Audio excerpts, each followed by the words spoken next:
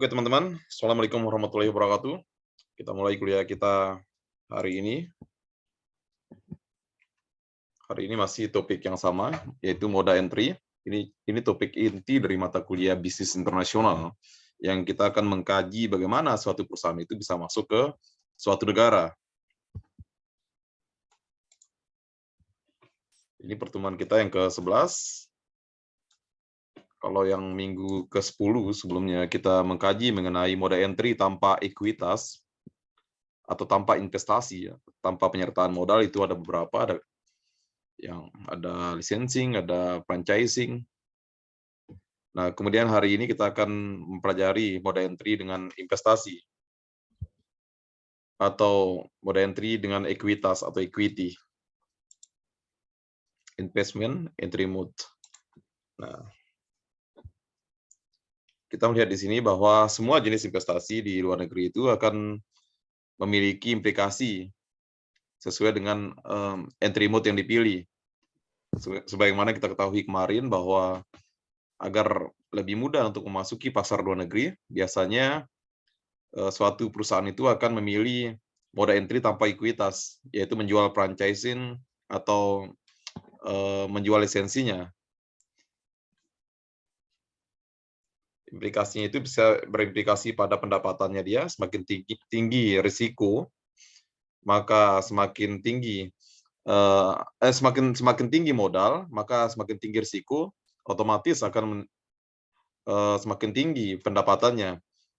Kalau misalnya suatu perusahaan hanya mengandalkan atau menjual franchise-nya ke luar negeri, tentu pendapatannya hanya sebatas pada initial fee yang dibayarkan oleh pemegang master franchise, kemudian ada royalti tahunan, biasanya sebesar 3%. Tetapi kalau misalnya mereka memutuskan untuk menanamkan modalnya di luar negeri, tentu kontrolnya akan lebih besar, kemudian juga risikonya akan lebih besar, risiko tidak balik modalnya, kemudian juga keuntungannya kalau perusahaan itu berhasil juga akan semakin besar. Jadi di sini manajer atau direktur bidang kerjasama internasional atau direktur ekspansi suatu perusahaan itu akan melakukan penelitian dan merencanakan, membuat perencanaan yang sangat hati-hati dalam mengalokasikan sumber dayanya, sumber daya perusahaan, sumber daya internal terutama.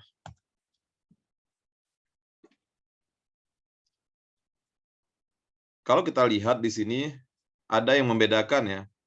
Ada yang pertama FDI, itu perusahaan masuk secara langsung atau menanamkan modalnya secara langsung di suatu negara.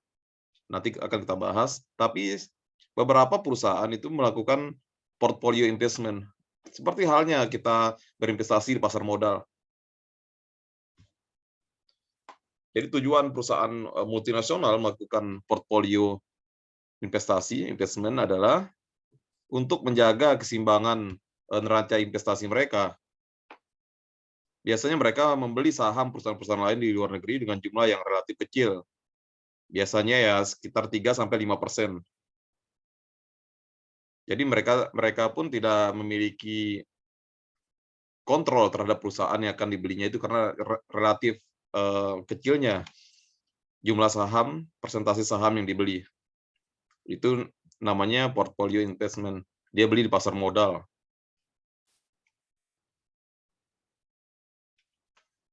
Ya.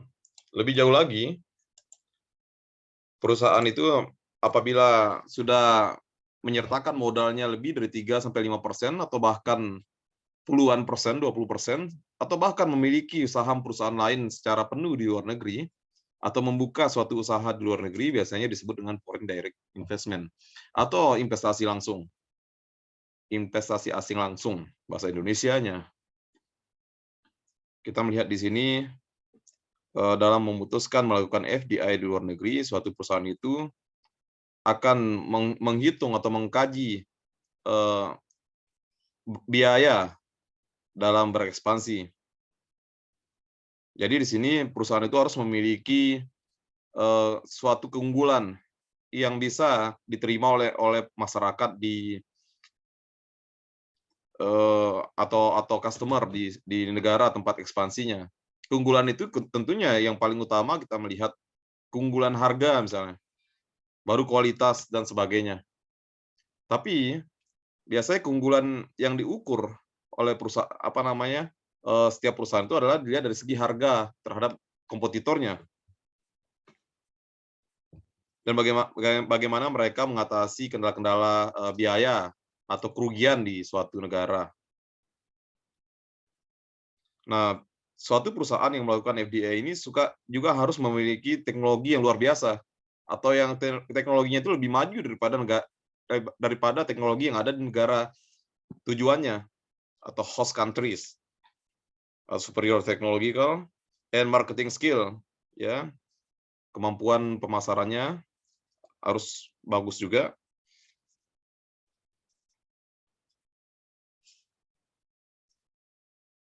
Nah, jadi yang ditekankan di sini adalah firm specific advantage. Jadi perusahaan itu harus memiliki keunggulan yang spesifik dalam memproduksi barang ataupun jasa, sehingga harganya itu bisa lebih murah, kualitasnya lebih bagus, atau memproduksi suatu produk yang tidak bisa diproduksi oleh perusahaan lain. Jadi hal yang mutlak di sini yang paling penting adalah keunggulan spesifik dari perusahaan yang dinyatakan dengan efisiensinya dalam produksi barang dan jasa. Kemudian pendekatan lain yang juga penting dalam mengukur keberhasilan FDI ini, suatu perusahaan yang akan melakukan FDI adalah sequential modes of internationalization. Bagaimana perusahaan itu memutuskan apakah perusahaan itu memulai suatu internasionalisasi atau proses mode of entry-nya itu mulai dari melakukan ekspor, kemudian mendapatkan sambutan yang baik dari masyarakat. Setelah itu melihat besarnya animo masyarakat atau animo konsumen dalam suatu produk dan jasa, kemudian baru mereka akan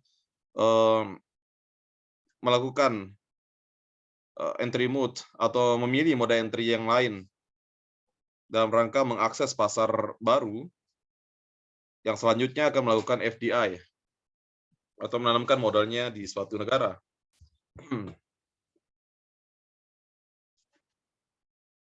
Kita melihat di sini perusahaan-perusahaan yang akan melakukan FDI ini sangat tergantung sekali pada regulasi pemerintah. Namun kebanyakan negara di dunia ini, terutama negara berkembang dan negara-negara kurang berkembang atau least developed countries, itu mereka welcome atau sangat mengharapkan FDI dari luar negeri karena ada banyak sekali hal yang akan menguntungkan bagi mereka, terutama yang terkait dengan transfer of teknologi, transfer of knowledge, dan labor absorption atau penyerapan tenaga kerja. Jadi mereka salah satu cara mendatangkan investasi adalah membuat legislasi dan regulasi yang suitable, artinya menyesuaikan regulasi yang baik, yang sesuai yang diharapkan oleh investor. Kemudian mereka tuh berusaha untuk mengantrak atau membuat regulasi-regulasi itu semenarik mungkin bagi investor atau tidak merugikan investor, menghilangkan hal-hal yang bersifat restriktif. Nah, apa yang diharapkan tadi sudah saya sampaikan, bahwa yang diharapkan oleh mereka terutama adalah transfer of teknologi. Bagaimana perusahaan-perusahaan tersebut yang sudah efisien membuat suatu produk, mentransfer teknologinya ke negara host countries-nya, negara tujuannya. Misalnya, bayangkan saja kita melihat bahwa mungkin orang-orang di host countries itu bisa membuat misalnya produk sepeda secara home industry, contoh di sepeda ya. Tetapi ketika teknologi baru datang ke suatu negara, tadi cuma bisa sepeda itu dibuat di bengkel yang per harinya bahkan cuma bisa satu. Nah, dengan transfer of teknologi dari perusahaan luar yang sudah terbiasa memiliki specific advantage dari yang hasil R&D dari negaranya itu, maka dia itu bisa memproduksi sepeda mungkin sekitar 100 buah per hari. Nah, bahkan negara-negara LDCs, kalau di Asia Tenggara, contoh-contoh negara LDCs itu ada CLMP ya, Kamboja, Laos, Myanmar, dan Vietnam. Mereka membuat peraturan-peraturan yang semenarik mungkin agar investor datang ke mereka. Sebagaimana kita ketahui bahwa contohnya ya Nike misalnya, tadinya mereka berinvestasi menjadikan Indonesia sebagai negara yang memproduksi sepatu mereka, kemudian oleh karena biayanya dan regulasinya sudah tidak menarik bagi mereka, mereka memindahkan ke salah satu negara LDCs di Asia Tenggara. Dalam hal ini adalah Vietnam. Selain itu, kegiatan FDI di suatu negara itu juga ditujukan untuk mendukung local medium and long run R&D, kegiatan riset dan development suatu produk dan jasa di suatu negara dengan teknologi tertentu. Ya, jadi banyak sekali kenapa suatu perusahaan itu bisa memiliki kualitas yang bagus, cost yang rendah. Tentu mereka itu melakukan R&D. Berbeda dengan beberapa negara yang ada di negara LDC karena keterbatasan pengetahuan biasanya. Enggak terkecuali itu di Indonesia. Sehingga kedatangan perusahaan asing yang menanamkan modalnya di Indonesia itu sangat diharapkan dengan tujuan untuk mendapatkan teknologi tentunya. Nah, ini adalah berbagai bentuk penanaman modal entry-nya. Yang pertama itu mereka melakukan joint ventures. Joint ventures itu menggabungkan dua perusahaan ya, atau membeli saham di negara suatu perusahaan mungkin perusahaan yang sejenis di negara tujuannya. Nah, di sini kita melihat nanti kita akan belajar ya teman-teman di pertemuan minggu depannya lagi ke-13 mengenai peraturan yang diterapkan oleh Indonesia dan negara-negara ASEAN. Nanti kita akan belajar bagaimana cara membacanya. Nah, government impose menerapkan restriksi atau hambatan untuk memiliki pada suatu perusahaan untuk memiliki saham atau kontrol yang maksimum di negaranya. Jadi di sini biasanya negara itu akan melarang suatu perusahaan asing untuk memiliki kontrol yang mayoritas atau kontrol penuh dan mengharapkan mereka melakukan joint venture atau melakukan joint venture dengan perusahaan-perusahaan di dalam negeri. Misalnya contohnya pemerintah itu menerapkan foreign equity participation atau FEP itu 70% bagi asing. Nah, dengan penerapan itu 70% itu boleh dimiliki oleh asing, misalnya untuk hotel misalnya. Tetapi dia harus mencari mitra lokalnya yang memegang saham minoritas 30%. Nah, ini gunanya itu agar perusahaan domestik juga tidak bisa berdaya saing juga ke depannya dan tidak menjadi kedatangan FDI ini tidak menjadi ancaman bagi perusahaan domestik.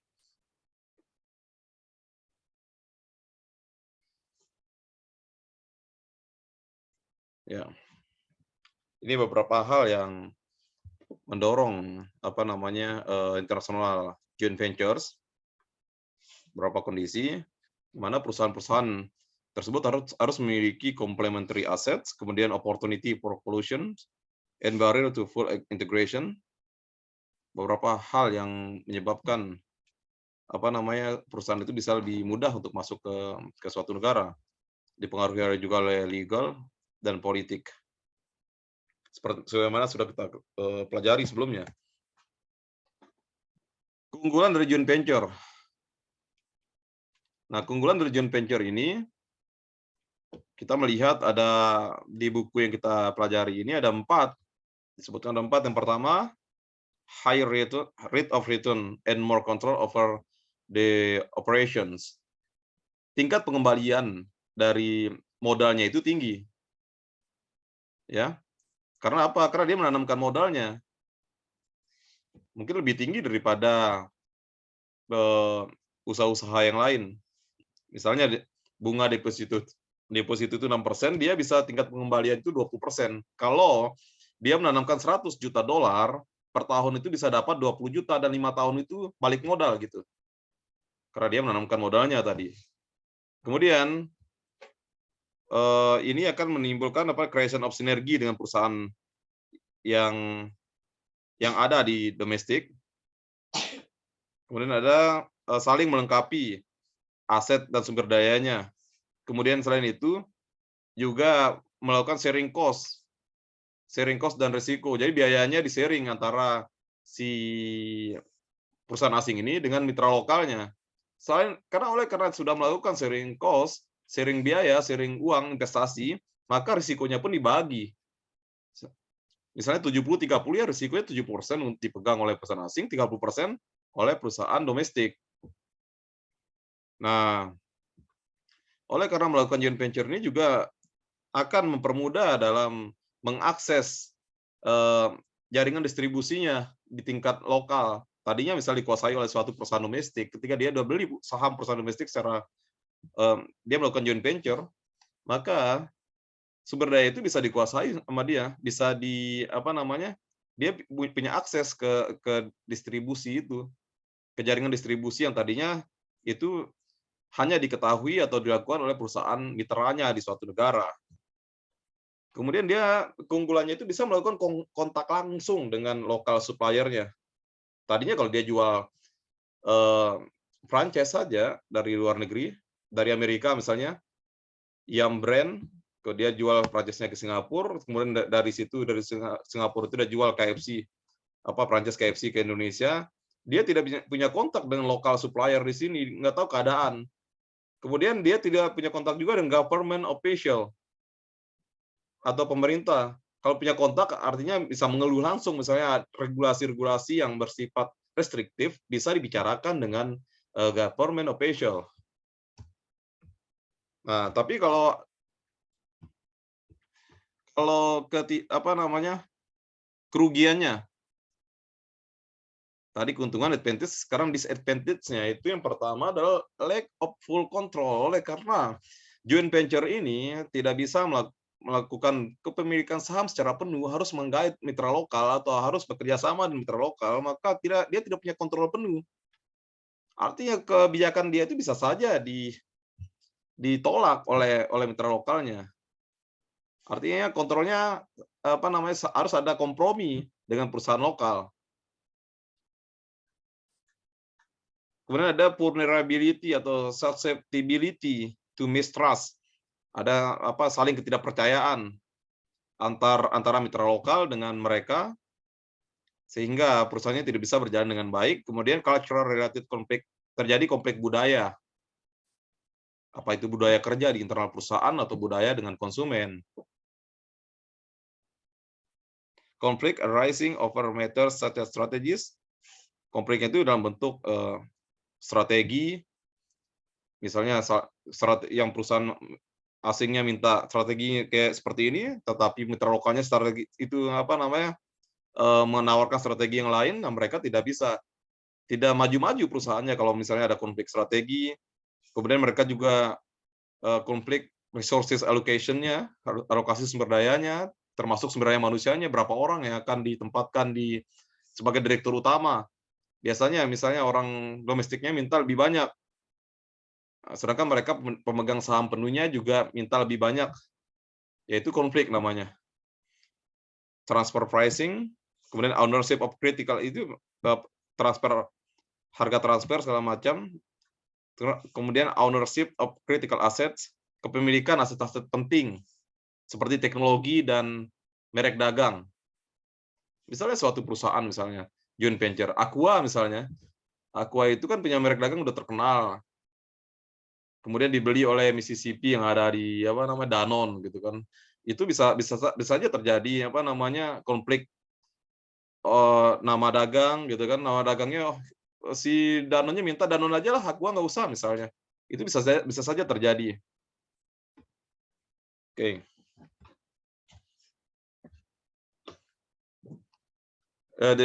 Hal-hal yang mendorong suksesnya international joint venture. Yang pertama, tentu perusahaan asing itu, perusahaan luar atau perusahaan domestik Indonesia yang mau buka di Malaysia misalnya harus memilih partner yang tepat, partner yang sudah ahli, partner yang sifatnya baik, tidak oportunis dan segala macam, atau loyal. Kalau salah memilih partner tentu nanti bisa ditipu. Kemudian suatu perusahaan itu harus meletakkan visi dan misi perusahaan atau membangun establish clear objective, tujuan perusahaan yang jelas dalam memulai, terutama terkait dengan scope of the agreed activities, aktivitas apa scope dari aktivitas yang disetujui secara bersama-sama. Siapa yang mengerjakan siapa gitu. Siapa yang mengerjakan apa maksud saya. The duration of the venture, berapa lama mereka akan saling bekerja sama, apakah 10 tahun, 15 tahun. Setelah itu boleh perusahaan asing itu memiliki secara 100%. Kemudian potensi overlap aktivitasnya, kemudian overlap kepentingannya, dan juga di sini kita melihat bagaimana suatu perusahaan itu memikirkan keberlangsungan dari sebuah perusahaan di masa depan. Yang harus dipikirkan juga untuk suksesnya joint venture ini, international joint venture, ini namanya international joint venture ya. Kalau di dalam negeri juga banyak yang joint venture, namanya domestic joint venture, ya, yang mereka bergabung itu.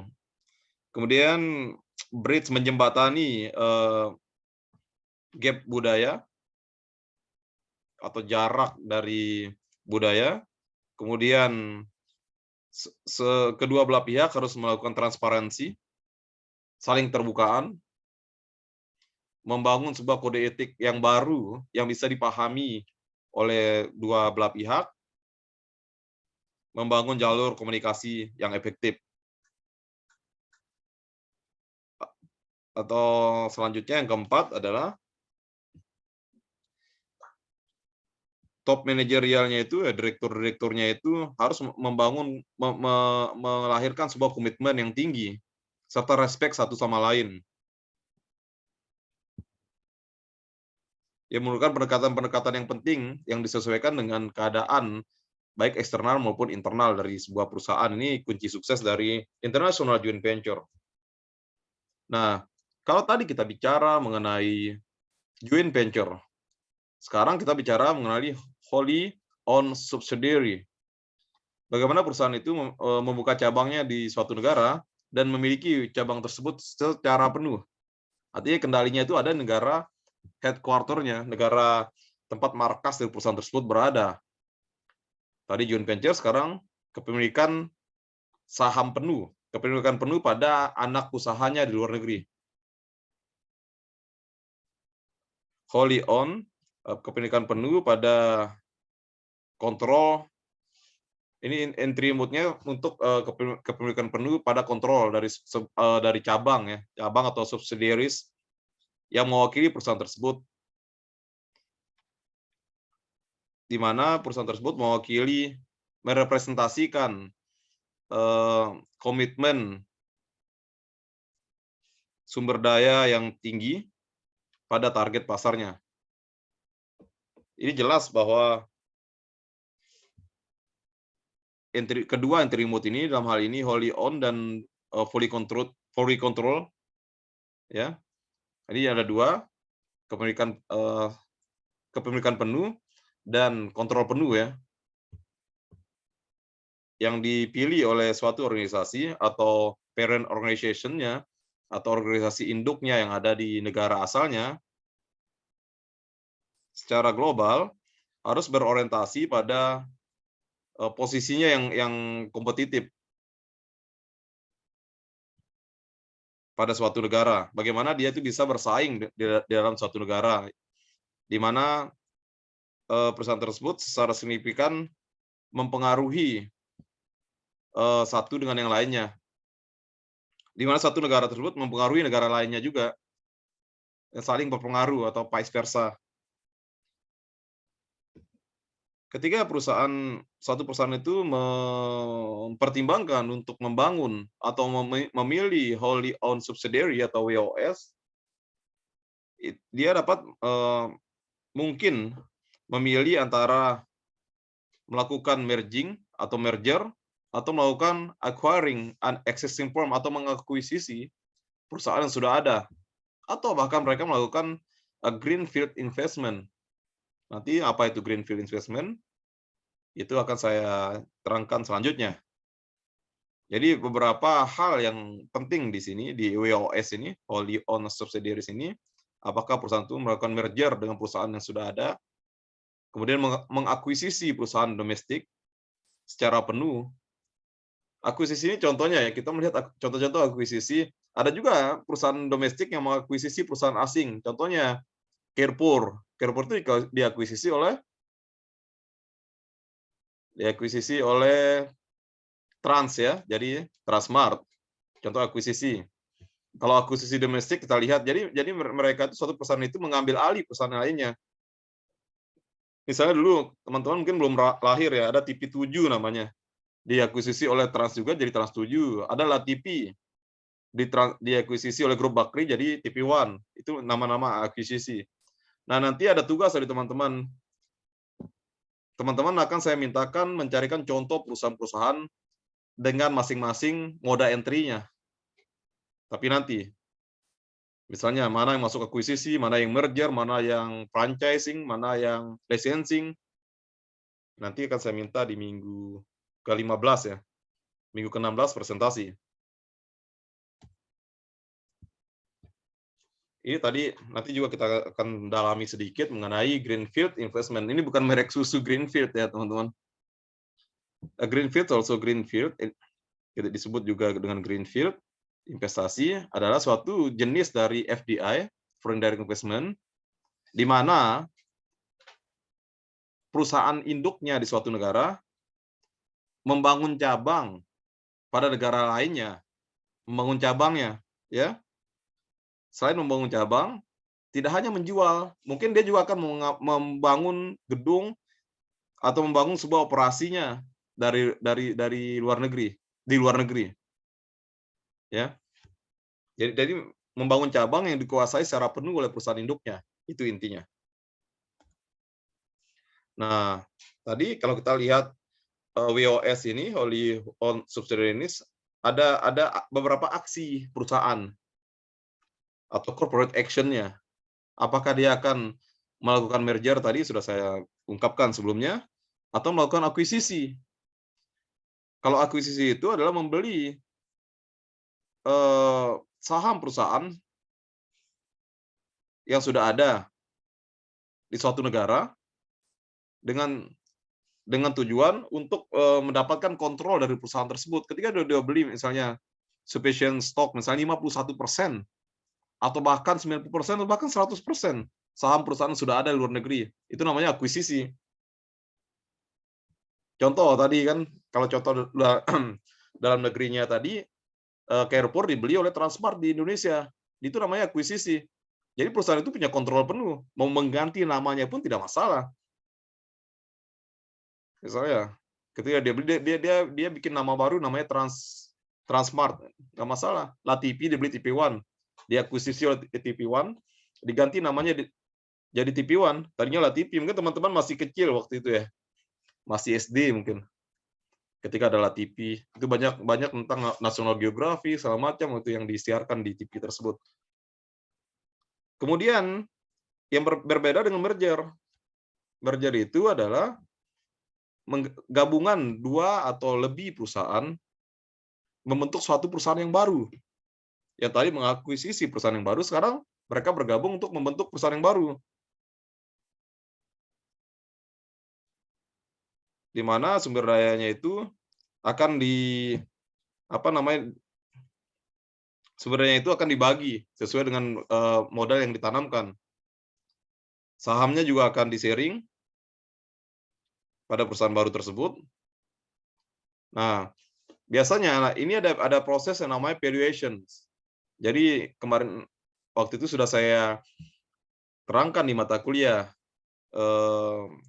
feasibility study of business dengan tujuan misal suatu teman-teman itu tertarik di bidang penilaian, penilai itu bisa penilai saham, bisa penilai aset. Nah, itu pekerjaan kecil dari mereka itu adalah feasibility study, itu kerjaan yang kecil ya, tapi kerjaan besar itu menilai harga saham dengan tujuan untuk misalnya teman-teman itu mendapatkan tugas misalnya nanti setelah jadi penilai itu ada misalnya apa tuh contohnya ada pengusaha ingin membeli perusahaan lainnya, tentu perusahaan lain itu harus dinilai berapa harga sahamnya. Setelah ketemu harga nilainya, baru sharing asetnya, sharing equity-nya. Kemudian perusahaan yang si penilai ini memberikan harga saham tersebut, misalnya untuk 51% itu misalnya harga totalnya itu $10 juta. Ternyata kalau kita kalau mau merger itu cukup menyertakan misalnya 51 juta misalnya, 10 juta, 5 juta 100.000 dolar. Nah, itu sudah bisa merger, misalnya seperti itu. Ada proses valuasi, sumber daya atau valuasi saham. Di mana merger dan akuisisi ini biasanya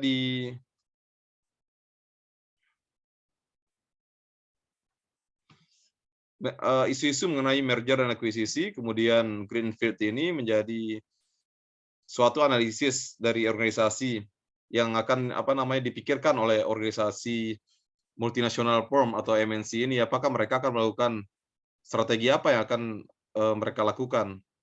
Yang pertama, apakah dia kalau merger itu ada perusahaan yang terpercaya di suatu negara untuk bisa diajak merger.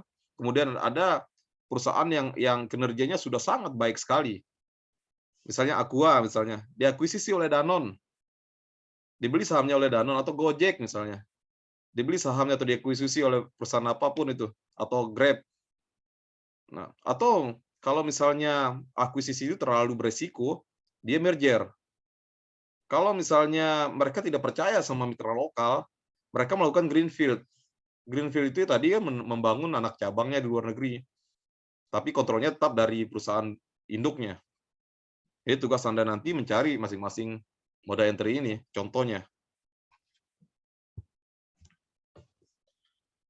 Keunggulan dari merger dan akuisisi. Yang pertama itu akan lebih cepat untuk masuk ke pasar luar negeri, quick foreign market access. Biasanya melalui merger dan akuisisi ini adalah biasanya satu-satunya jalan untuk mereka mengakses pasar luar negeri biasanya di suatu negara. Jika pemerintah setempat itu melakukan restriksi, jadi mereka tidak bisa misalnya membangun usaha baru di sana atau mengerjakan atau membangun pabrik baru, harus melakukan akuisisi dari pabrik yang sudah ada atau merger dengan perusahaan yang sudah ada di sana based on atau sifatnya high regulated, ya,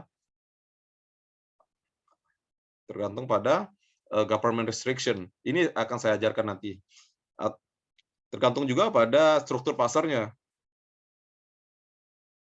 di mana di struktur pasar tersebut sudah artinya struktur pasarnya itu sudah ada perusahaan yang sudah menjadi leadernya di situ, sehingga memaksa perusahaan yang kalau mau menanamkan modalnya ya udah mau tidak mau dia melakukan akuisisi atau merger yang tidak menyediakan ruang bagi kompetisi atau perusahaan yang baru, pasti akan kalah misalnya untuk bermain di produk atau jasa tersebut.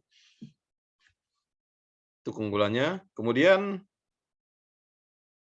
akuisisi of asset. Keunggulan dalam mengakuisisi aset-aset perusahaan lain di luar negeri, kemudian in the form of qualified personnel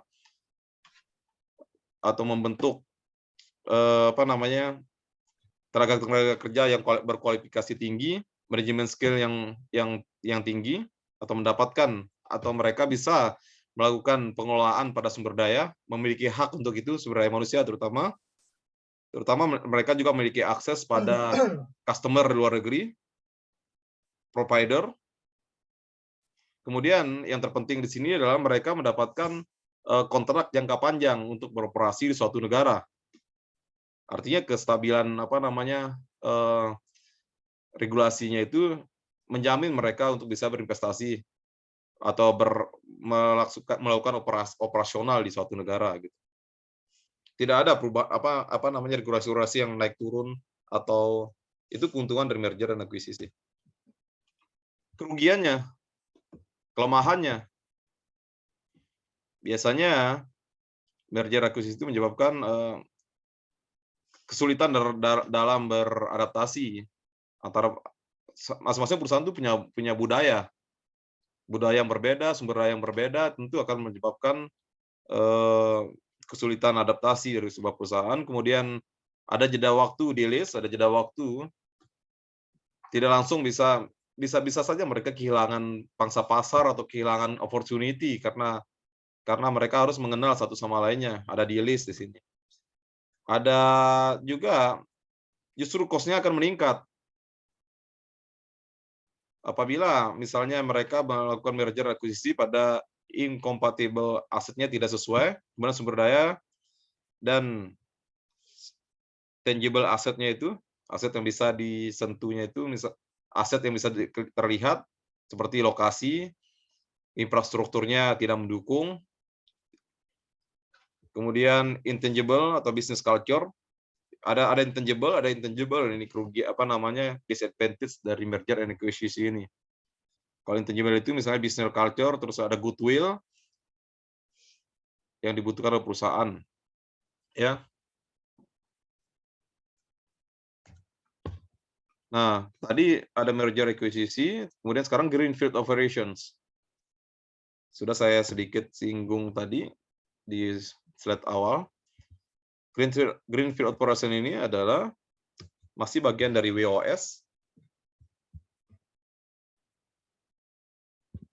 Investasi greenfield ini membutuhkan dia perlu membangun sebuah cabang di luar negeri.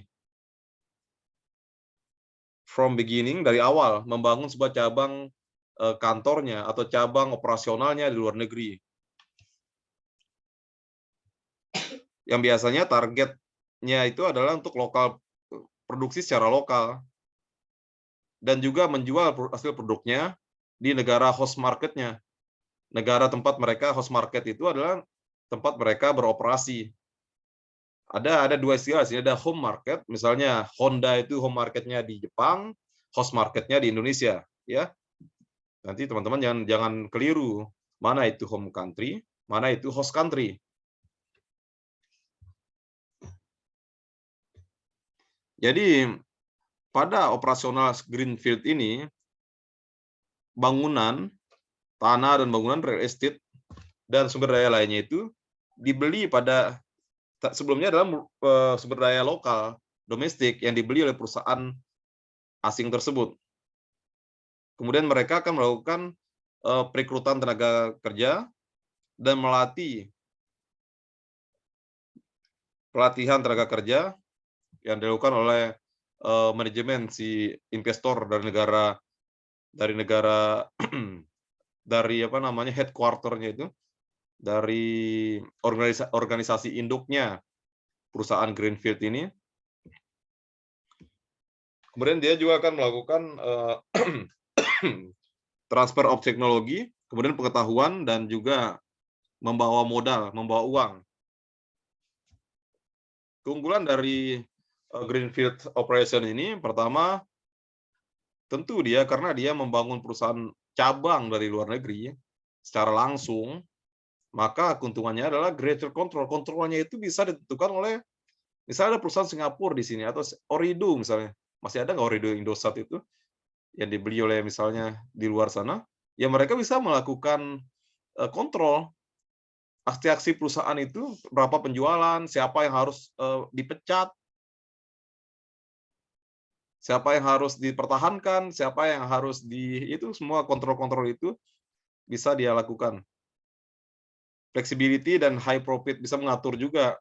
Ini sifatnya fleksibel, kemudian keuntungannya itu bisa besar, ya. Keuntungannya itu bisa besar karena tidak ada sharing profit dengan perusahaan lainnya. Kemudian greenfield ini juga bersifat keunggulannya itu adalah komitmennya itu strong commitment, strong, kuat dengan apa namanya, dengan, lokal market-nya, lokal market yang menjadi apa, tempat perusahaan, greenfield itu berada, ya. Kemudian keunggulannya juga adalah ability of the investor to manage, kemampuan dari, investor untuk mengatur kontrol marketing, produksi, dan, eee, keputusan dalam mengalokasikan sumber daya. Disadvantage-nya itu yang pertama high risk. Tentu karena kepemilikan penuh, tidak ada teman berbagi risiko di sini, tentu risikonya akan tinggi, karena full ownership, kepemilikan penuh. Selanjutnya, development of foreign presence without the support of a third party. Jadi mereka membangun usahanya di luar negeri. Tadi si Greenfield itu membangun unit usahanya di luar negeri, cabangnya, tanpa melakukan kerjasama dengan pihak ketiga yang berada di negara tersebut. Sehingga akan menyebabkan, bisa saja pembangunannya itu delay lama, kemudian menyebabkan juga yang namanya increase of sunk cost. Sunk cost itu banyak sekali ya. Sunk cost itu ada biaya tambahan yang dikeluarkan oleh perusahaan di luar struktur biaya yang sudah biasa atau secara tradisional dikenal suatu perusahaan. Misalnya sunk cost itu adalah ketika bangun pabrik harus membayar biaya keamanan, biaya kebisingan, segala macam. Ada lagi kepala daerah minta jatah untuk kampanye, itu namanya sunk cost. Karena dia tidak kenal third parties atau mitra lokalnya, maka dia berpotensi diperas. Kemudian risiko nasionalisasi. Nah, kalau misalnya pemerintahnya itu berada di negara yang misalnya negara-negara yang regulasinya berubah-ubah atau otoriter, bisa saja satu perusahaan itu dinasionalisasi. Sudah mengeluarkan uang banyak, bangun pabrik, tiba-tiba diambil alih oleh pemerintah. Ya. Kemudian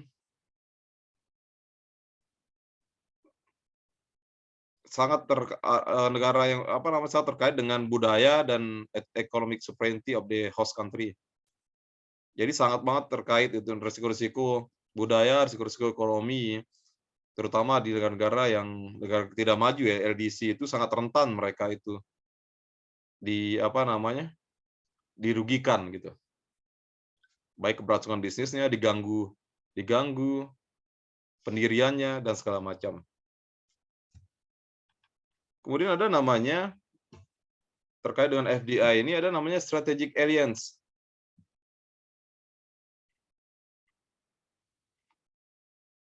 Ada beberapa bentuk ya international strategic alliance ini, seperti ada yang namanya simple licensing agreement. Jadi perusahaan-perusahaan misal brand-brand yang kita kenal dari luar negeri itu melakukan perjanjian dengan perusahaan asing, diberikan lisensi, itu yang simple ya. Strategic alliance mulai dari paling simple sampai ke market based alliance. Kemudian operation and logistic alliance, aliansi operasionalnya, aliansi logistik, operasional, terus sharing production.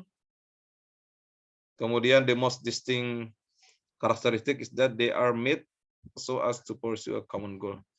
Jadi mereka itu melakukan aliansi dengan tujuan yang sama gitu. Ini contohnya tadi mulai paling simpel itu jual lisensi, yang waktu itu saya contohkan jual sabun Dettol dan sebagainya, biasanya untuk produk ya. Kemudian sampai ke mereka beraliansi dalam membuat suatu operasional dan logistik dari barang dan jasa, dan sebagainya. Nah, kesuksesan dari International Alliance ini ada beberapa karakteristik yang mengindikasikan keberhasilan dari international alliance yang terkait dengan interest, control, risk, and potential profit-nya. Jadi ketika perusahaan itu melakukan strategic alliance dengan partner lokalnya, maka dia harus memiliki market power yang sama, kekuatan pasarnya yang sama. Jadi aliansi dua perusahaan, baik itu perusahaan asing dan perusahaan domestik biasanya sudah kuat, masing-masing punya market share. Nanti teman-teman bisa lihat contohnya itu, ya sudah biasanya beroperasi di luar negeri itu, kemudian dia beraliansi dengan perusahaan dalam negeri, sudah kuat di luar, otomatis dia akan memilih teman-teman yang kuat juga di dalam. Kalau ada perusahaan misalnya, ya nanti teman-teman cari sendiri contohnya ya. Jadi dia jarang sekali memilih mitra-mitra yang lemah secara finansial, secara kekuatan pasar, dan sebagainya.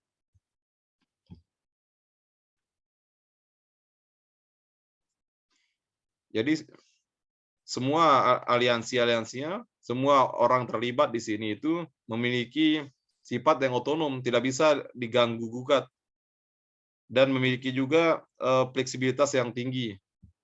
Kemudian, the participation of ownership should be equal.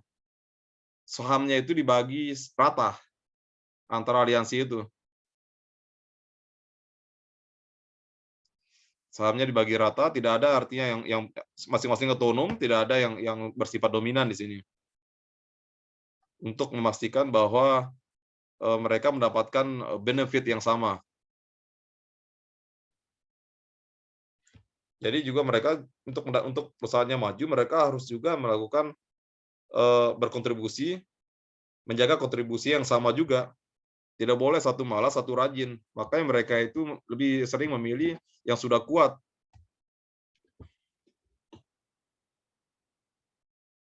Nah, ini sudah isu tadi beberapa contoh ya. Beberapa jenis, beberapa pendekatan dari moda entry dengan likuiditas. Ini penutup bab itu. International logistic and transportation issues related to foreign market entry. Jadi isu-isu logistik internasional dan transportasi, bagaimana suatu perusahaan itu akan melakukan FDI atau dia hanya memilih dari melakukan ekspor. Kebanyakan perusahaan itu melakukan investasi atau berinvestasi tergantung pada melihat suatu negara itu, terutama terkait dengan distribution system-nya dan supply chain, jaringan supply chain-nya itu. Jadi satu negara itu apakah kalau teman-teman ngambil mata kuliah ekonomi internasional, ada suatu topik namanya Global Value Chain, GPC. Kalau kontribusi supply chain-nya itu sudah bagus terhadap kontribusi secara global, maka negara itu akan lebih menarik bagi sebuah perusahaan untuk melakukan investasi. Contohnya, perusahaan perusahaan Apple di luar negeri itu memilih Cina sebagai tempat produksinya, di mana di Cina itu akan produknya itu akan dibangun, akan diproduksi oleh Foxconn. Nah, di mana suku-suku cadangnya itu supply chain network-nya itu sudah mudah didapat. Artinya chip di Cina ini sudah ada chipnya dari Taiwan, kemudian suku-suku cadang yang lainnya itu dari Jepang dan sebagainya. Jadi suatu negara itu harus memiliki supply chain yang baik. And the value component of the product or service they offer in the market. Alasan lainnya adalah perusahaan itu memilih mode entry dalam berinvestasi di negara lain itu adalah untuk mengurangi biaya dan meningkatkan efisiensinya. Kemudian ya tadi jelas efisiensi itu sudah kita jelaskan sebelumnya, sebenarnya apa yang menyebabkan faktor-faktor yang mendorong efisiensi itu, misalnya harga cost of labor, cost of capital, cost of properti segala macam yang rendah, sehingga perusahaan itu bisa menjual barang lebih murah. significant investment and application of innovative technology solution help contribute to better communication within the supply chain, improve customer service. Ini pengaruh komunikasi ya. Period higher delivery precision.